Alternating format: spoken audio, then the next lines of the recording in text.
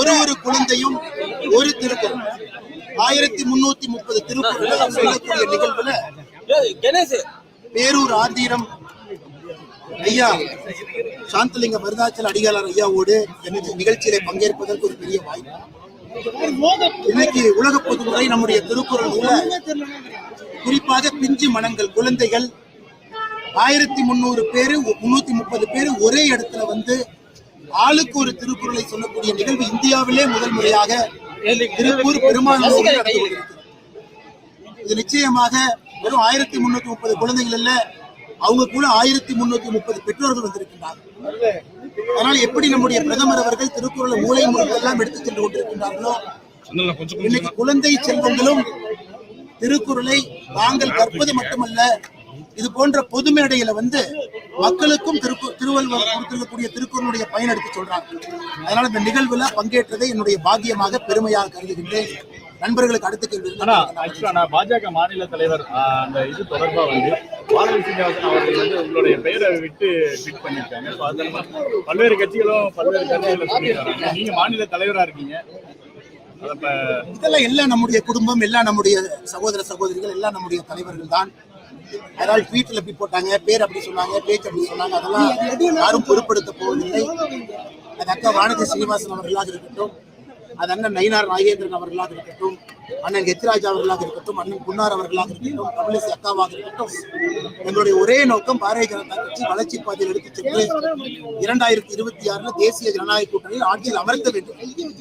அதனால் எப்பொழுதுமே நான் சொல்லுவேன், எந்த விஷயத்துல ஒரு குற்றத்தை பார்க்க வேண்டும் என்று முடிவு செய்தாலும், எதையாக இருந்தாலும் கூட ஒரு குற்றத்தை கண்டுபிடிக்க முடியும்.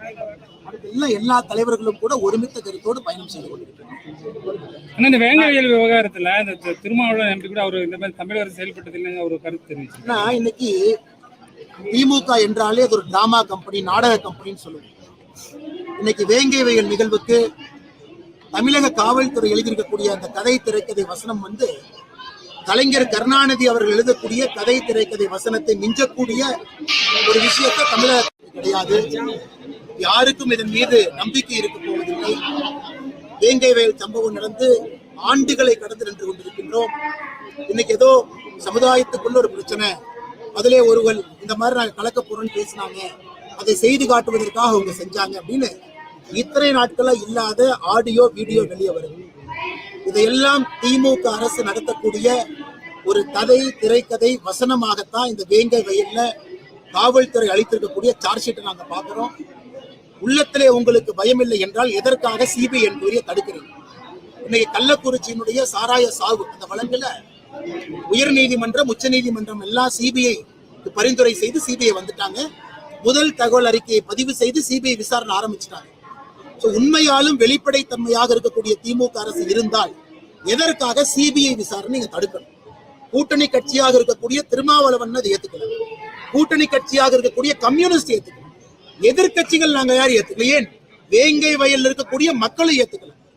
அப்ப யாருடைய கண்ணை துடைப்பதற்காக இது போன்ற போலித்தனமான செயல்ல திமுக அரசு ஈடுபட்டு இருக்கின்றார்கள் என்பதை அவர்கள் தான் தெளிவுபடுத்தினார். அதிமுக கூட்டணி தொடர்பாக பேசினாலே போதும், நாங்க ரைடு விட வேண்டியதில்லை அப்படின்ற ஒரு பதிவு பண்ணியிருக்காரு. ரைடு விடுறதுக்கெல்லாம் நயினார் அன்னைக்கு எந்த அதிகாரம் இல்லைங்கண்ணா. திருப்பூர்ல வந்து அரசு விழாக்கள்ல வந்து இந்துக்களையும் RSS இழிவுபடுத்தியே பேசிட்டு இருக்காங்க. அதை பத்தி உங்களுடைய கருத்து? திருப்பூர் அரசு விழாக்கள் புத்தக கண்காட்சியில பாத்தீங்கன்னா காந்தியை கொண்டது RSS சொல்லிட்டு பேசியிருக்காங்க. அது எப்படி பாக்குறீங்க? இன்னைக்கு திமுகவில் உறுப்பினராக இருக்க வேண்டும் என்றால் முதல் தகுதி என்பது படிக்காம இருக்கணும். திமுக அமைச்சராக இருக்க வேண்டும் என்றால் முதல் தகுதி என்பது பொய் சொல்லணும். பெரிய அமைச்சராக இருக்க வேண்டும் என்றால் முதல் தகுதி என்பது ஊழல் செய்ய வேண்டும். இந்த 3 தகுதிகளும் இருக்கக்கூடிய ஒரு திமுக அமைச்சரோ, திமுகவுடைய எம்எல்ஏவோ, திமுகவுடைய மக்கள் பிரதிநிதியோ RSS தான் காந்தியை கொன்றாங்க என்று பொய் சொல்வதில் எந்த ஒரு புது விஷயத்தையும் நான் பார்க்கிறேன். அவர்கள் பொய்யிலே பிறந்தவர்கள், ஊழல் செய்வதற்காக பிறந்தவர்கள், அடிப்படை அறிவில்லாதவர்கள். அதனால அவங்க சொல்வதை பெரிதாக பொருட்படுத்த வேண்டாம் என்பது என்னுடைய கேள்வி. அரசு விழால யார் பேசினாங்க?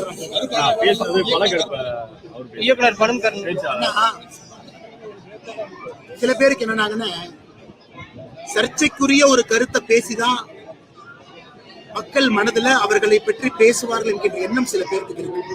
சர்ச்சைக்குரிய கருத்து. நீங்க சொல்லக்கூடிய எந்த தலைவர் பேரையும் நான் பயன்படுத்தல. எனக்கு தமிழகத்துல எந்த விதமான அரசியல் நடக்குதுன்னா மேடை ஏறி மைக்கு பிடிச்சு, ஏன்னா மைக் இலவசம், வாய் இலவசம், பேச்சு இலவசம். சர்ச்சைக்குரிய 2 கருத்தை பேசினா மீடியால அது ஒரு ஊரை 10 நாளைக்கு இருக்கும். அதன் மூலமாக நமக்கு ஒரு இடம் கிடைக்குதுன்னு நம்புறாங்க. அதெல்லாம் எந்த தலைவர்களையும் எங்கேயும் அது கொண்டு செல்ல போவது கிடையாது.